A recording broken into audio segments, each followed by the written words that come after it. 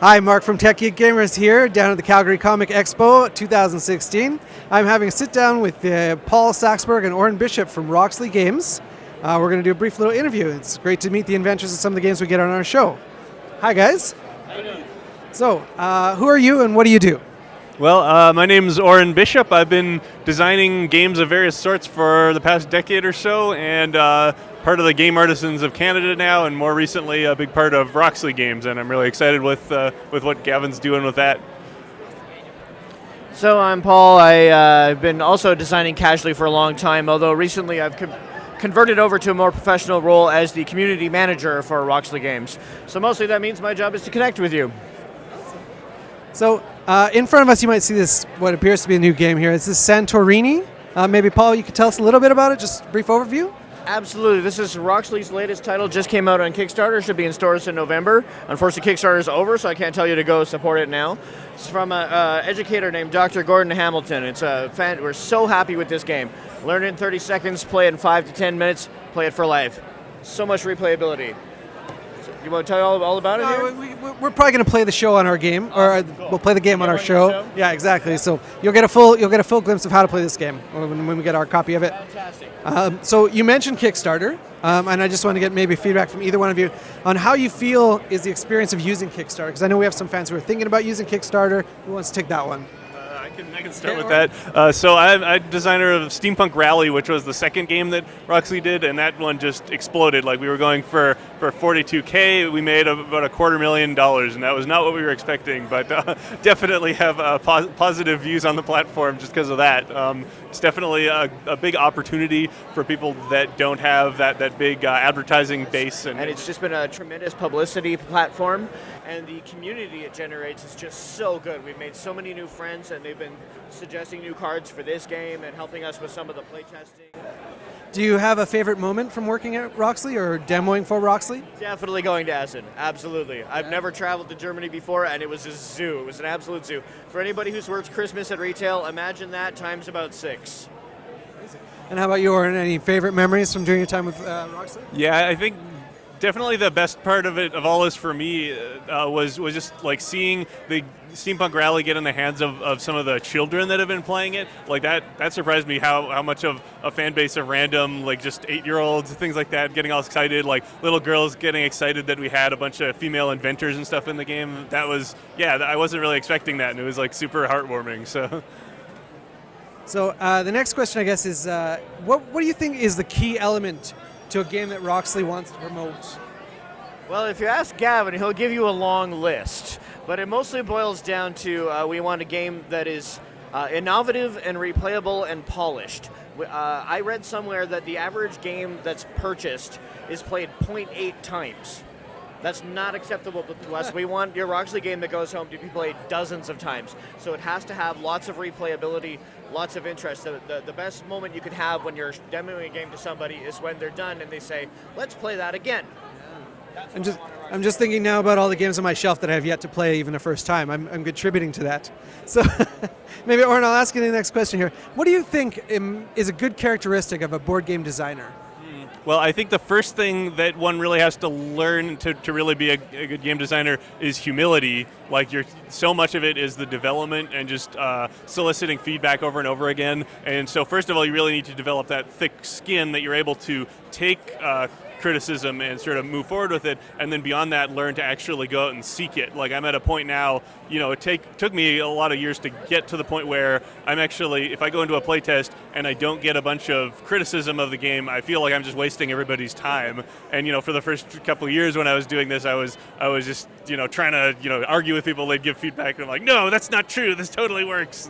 And no, it's definitely kind of flipped around, and I've had to grow a lot thicker skin and sort of embrace that, and I get really excited now when somebody has like a really interesting critique of something. What about you, Paul? What do you think is a good characteristic of a board game designer? I have a similar answer to him. The other primary quality that you need is a drive, just to not give up, to constantly be making a new version every week, playtest again and again and again.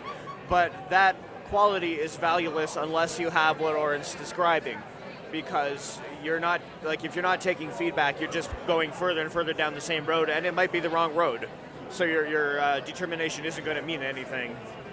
So if I'm thinking about designing a game, what do you think the first question I need to ask myself is?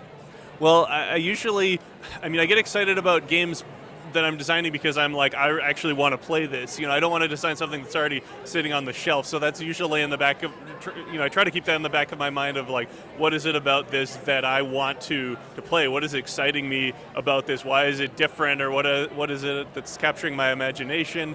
Usually I start with like some kind of theme. So I'm like thinking, how do I make, if I'm trying to make a game about pirates or something, I'm like, how do I make somebody feel like a pirate? Like, what is the central thing that somebody would be doing that makes them feel piratey? And just, that couple seconds where they feel like, I'm a pirate. That's like the whole focus.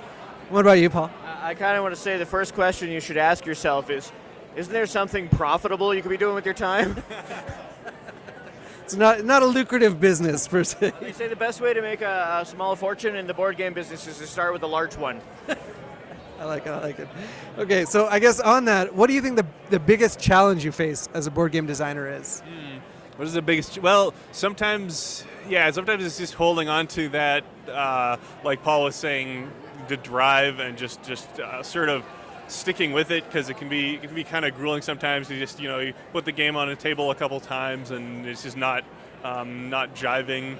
Just having that faith and just keeping moving forward. And the other thing is, I think like keeping some degree of objectivity can be quite hard. Like if you keep working on a project and thinking about it all the time, like you get quite absorbed in it, and it's really hard to sort of see it with fresh eyes. So sometimes it's useful to just shelve something even for like years at a time, come back and you can sort of play it as though you were a new player and see immediately like, oh, this is really cool, or oh, this part of it like is clearly terrible and I just wasn't seeing it or whatever. So that keeping that objectivity is quite difficult, I think.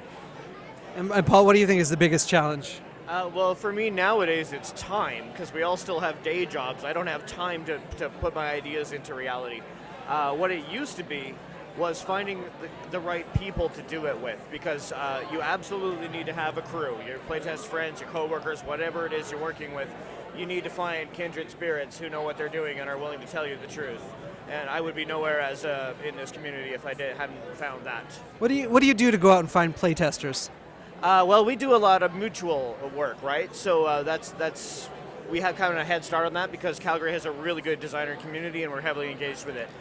If you're local, I would suggest you check into that because you can look out the Game Artisans of Canada. Metal Galaxy is holding one, upcoming soon, a playtest night. Sentry Box holds them all the time. Boxcar is holding one. And hopefully other cities will do the same thing. I know that there's a lot of people in the Facebook group up in Edmonton who are designers as well. I'm trying to help you gel your community from a distance. Next question, I guess, Oren, maybe what's your favorite piece of feedback that you've received from a playtester? Well, like I was saying, I always like when I get some sort of interesting criticism or suggestion or something that I haven't heard. But there was a particular moment that I was thinking about this question. Something I remember from a few years back. I was playtesting a game that it was sort of a zombie game or something, and you were drawing cards from a deck. And Gavin, the guy who runs Roxley, he had a turn where he hadn't played the version that I had, so there was a mechanic where you were like drawing from the deck, and if you got like a zombie card, then bad stuff happened. You didn't know that was in the deck, so he was drawing all these cards, and he draws this card with like a big scary zombie on it, and he actually like screamed. He was like, I didn't know that was in here. And I was like, yes, I created a jump scare in a board game. I've never been able to recreate something like that, but I definitely, someday I want to make a game that makes people scream. I like it. So then I guess the opposite side to that is, what's the worst mechanic or theme or whatever that you yourself have play tested that you just said, this is not, no? Well, I don't know. I mean, I guess some of the worst is when people are trying to copy stuff that was successful decades and decades ago. Like, I'm going to make Monopoly 2.0 or the next Trivial Pursuit or something. Like, but really, in the local design community, like what I found from lots and lots of playtesting with different people is that I don't really care that much about like how good their game is or how developed or whatever. I want to be playtesting with somebody who I feel is receptive to feedback. So even if there's got like a huge way to go, if it feels like they're interested in having my help developing a game, that's really interesting. And if it's somebody who has like a really cool game but are just totally impervious to any kind of help making it better, that can just be really, really unpleasant. So definitely I care more about just the personality of the person. More about the designer than the game. What about you, Paul? Is there a terrible mechanic or theme that you've tested that you just said, this is like, stop now? I've kind of had the job of vetting new possible members to our local group, so I have seen a lot of stuff that could be the answer to this question, but I'm not going to call any of them out. Partly because really the game I first showed up with for this group was terrible. It was a piece of crap. And the only reason I'm still around is because I was willing to listen to all of them and help grow into a better designer. It was called Bad Trip. It was about the players were all hallucinating and trying to come back to reality. It was a neat theme and I had good artwork for it, but the game itself was garbage.